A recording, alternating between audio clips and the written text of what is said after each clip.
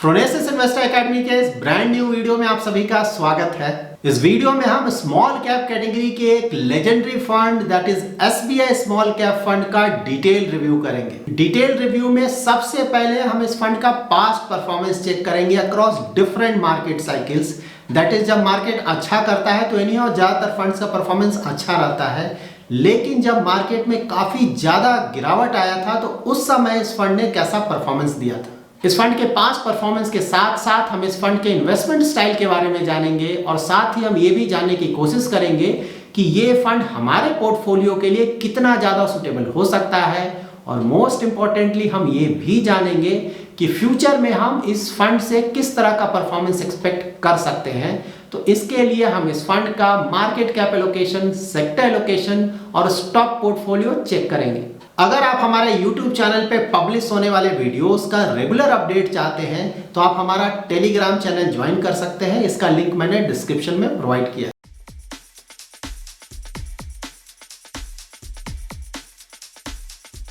सबसे पहले हम जानते हैं कि स्मॉल कैप फंड्स होते क्या हैं। तो स्मॉल कैप फंड्स वैसे फंड्स होते हैं जो कि अपने टोटल एसेट का एटलीस्ट 65% स्मॉल कैप स्टॉक्स में इन्वेस्ट करते हैं और जो रेस्ट 35% है वो कहीं भी इन्वेस्ट कर सकते हैं, like large cap, mid cap, small cap या फिर डेट सिक्योरिटीज में। नाउ हम एसबीआई स्मॉल कैप का पास्ट परफॉर्मेंस चेक करेंगे across 3 different dates. First of course हम करेंट डेट पे इसका पास्ट परफॉर्मेंस चेक करेंगे। सेकेंड हम चेक करेंगे एज ऑन 1 अप्रैल 2020। ये वो पीरियड था जब because of corona pandemic stock markets में मेजर करेक्शन आया था। और थर्ड हम चेक करेंगे 31 दिसंबर 2019। ये पीरियड कोरोना पैंडेमिक के कारण जो स्टॉक मार्केट में मेजर गिरावट आया था उससे जस्ट पहले का पीरियड है। यहाँ पर आप इस फंड का रिटर्न्स चेक कर सकते हैं एज ऑन 22 जुलाई 2022। यहाँ पर मैंने 1 year, 3 year, 5 year and 10 year का रिटर्न्स लिया है with respect to its benchmark. यहाँ पर मैंने इस फंड का पास्ट रिटर्न्स लिया है across 1 year, 3 year, 5 year and 10 year with respect to its benchmark. So across all horizons इस फंड ने अपने बेंचमार्क को काफी बड़े मार्जिन से बीट किया है। 1 ईयर में इस फंड का रिटर्न रहा है अबाउट 9.5%, 3 इयर्स में अबाउट 29%, 5 इयर्स में अबाउट 19% एंड 10 इयर्स में अबाउट 25%। यहाँ पर आप इस फंड का रिटर्न चेक कर सकते हैं एज ऑन 1 अप्रैल 2020।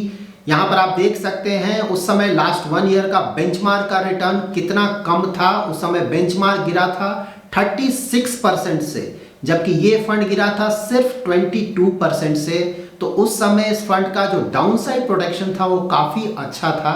साथ ही अगर आप उस समय का 3 ईयर रिटर्न्स भी देखें तो उस समय भी बेंचमार्क अबाउट 12% से नीचे गिर रहा था, जबकि ये फंड पॉजिटिव रिटर्न दे रहा था।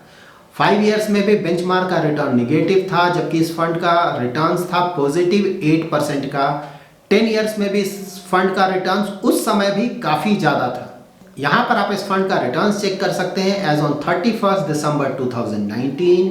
यहां पर भी इस फंड ने अक्रॉस ऑल होराइजन्स अपने बेंचमार्क को काफी बड़े मार्जिन से बीट किया है। सो अभी तक हमने इस फंड का जो पास्ट परफॉर्मेंस चेक किया है अक्रॉस डिफरेंट मार्केट साइकिल्स, तो इस फंड का पास्ट परफॉर्मेंस काफी ज्यादा अच्छा रहा है। नाम इस फंड का risk and risk adjusted return parameters check करेंगे अक्रॉस 3 ईयर एंड 5 ईयर। यहाँ पर अगर आप इस फंड का बीटा देखें अक्रॉस 3 ईयर एंड 5 ईयर तो ये 1 से काफी कम है। साथ ही इस फंड का अगर आप अल्फा देखें तो 3 ईयर में अल्फा 5 से भी ज्यादा है और 5 ईयर्स में अल्फा 7 से भी ज्यादा है, जो कि काफी अच्छा है। अगर आप standard deviation, beta, Sharpe ratio और अल्फा के बारे में डिटेल में जानना चाहते हैं, लाइक ये पैरामीटर्स होते क्या हैं, तो इस पे हमने ऑलरेडी एक डिटेल वीडियो पब्लिश किया हुआ है। नाम इस फंड के कुछ बेसिक डिटेल्स चेक करेंगे और उसमें ही इस फंड का इन्वेस्टमेंट स्टाइल भी चेक करेंगे। इस फंड का AUM है अबाउट 12,600 करोड़ और इसका बेंचमार्क है S&P BSE 250 स्मॉल कैप। इसका मतलब ये हुआ कि ये फंड अपना ज्यादातर इन्वेस्टमेंट स्मॉल कैप की 250 कंपनीज में करता है। इस फंड के इन्वेस्टमेंट स्टाइल को समझने के लिए हम इस फंड का portfolio price to earning and annual turnover check करेंगे। इस फंड का पोर्टफोलियो पी ज्यादा है, इससे हमें यह पता चलता है कि ऑल्दो ये fund blended style of investing को फॉलो करता है, लेकिन इस ब्लेंडेड स्ट्रैटेजी में भी ग्रोथ स्टॉक्स का एक्सपोजर काफी ज्यादा है, जबकि वैल्यू स्टॉक्स का एक्सपोजर कम है। इस फंड का एनुअल टर्नओवर भी कम है 31%। इसका मतलब ये हुआ कि ये फंड अपने स्टॉक पोर्टफोलियो में ज़्यादा बाय एंड सेल स्टॉक्स का नहीं करता है। इस फंड को 2 फंड मैनेजर्स मैनेज करते हैं, मिस्टर आर श्रीनिवासन जो कि इस फंड को नवंबर 2013 से मैनेज कर रहे हैं, एंड मिस्टर मोहित जैन जो कि इस फंड को नवंबर 2017 से मैनेज कर रहे हैं। नाउ इस फंड का मार्केट कैप एलोकेशन चेक करेंगे तो ये फंड एक स्मॉल कैप कैटेगरी का फंड है। That's why small cap stocks में इस फंड का इन्वेस्टमेंट है अबाउट 73%, मिड कैप स्टॉक्स में एक्सपोजर है अबाउट 13% का, और लार्ज कैप स्टॉक्स में इस फंड का इन्वेस्टमेंट बिल्कुल भी नहीं है।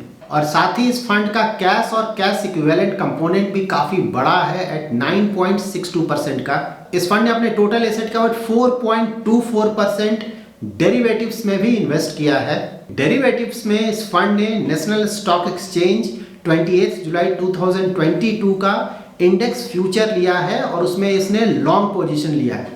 नाउ इस फंड का सेक्टर एलोकेशन चेक करेंगे। इस फंड ने जिन सेक्टर्स में अपना मेजर एलोकेशन लिया है वो सेक्टर्स हैं capital goods, consumer durable, consumer services, chemicals, construction and FMCG.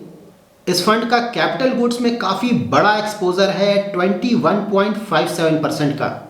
नाम इस फंड का स्टॉक पोर्टफोलियो चेक करेंगे। इस फंड ने जिन स्टॉक्स में अपना मेजर एक्सपोजर लिया है वो स्टॉक्स हैं Elgi equipments, Vedant fashions, Sheela foam, V guard industries, fine organic industries, blue star and carborundum universal.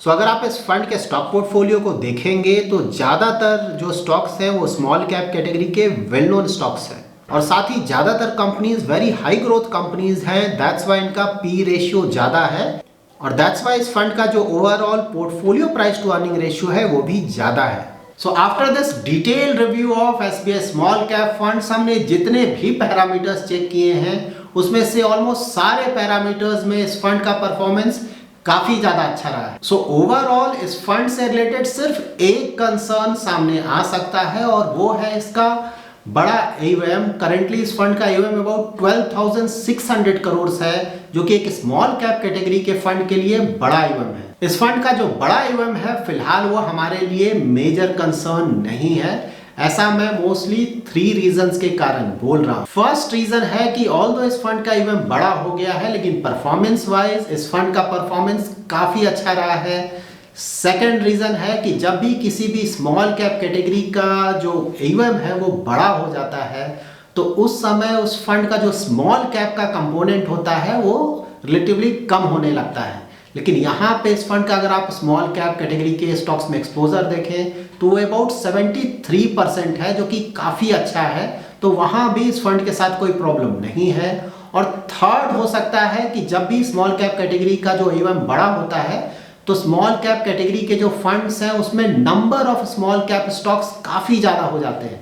Like sometimes ये 100 या फिर 100 से भी ऊपर हो जाते हैं। लेकिन यहाँ पे अगर आप SBI स्मॉल कैप फंड में नंबर ऑफ स्टॉक्स को देखें तो ये अबाउट 51 है, जो कि ज़्यादा नहीं है। So because of these 3 reasons फिलहाल ये बड़ा AUM हमारे लिए कंसर्न नहीं है। So now most important point, although ये फंड काफ़ी अच्छा फंड है लेकिन कोई फंड अच्छा है इसका मतलब ये नहीं है कि वो फंड आपके लिए भी सुटेबल है। SBI स्मॉल कैप फंड एक स्मॉल कैप कैटेगरी का फंड है और ये काफ़ी ज़्यादा रिस्की फंड है। तो अनलेस अनटिल आपका इन्वेस्टमेंट होराइजन अबाउट 10 ईयर्स का नहीं है और साथ ही अगर आप बहुत ज़्यादा रिस्क नहीं ले सकते हैं तो आपको इस फंड को अवॉइड करना चाहिए। So that's it in this video. अगर आपको ये वीडियो पसंद आया है तो जरूर लाइक एंड शेयर करें, और अगर अभी तक आपने हमारा YouTube चैनल सब्सक्राइब नहीं किया है तो जरूर सब्सक्राइब करें। Thanks lot for watching.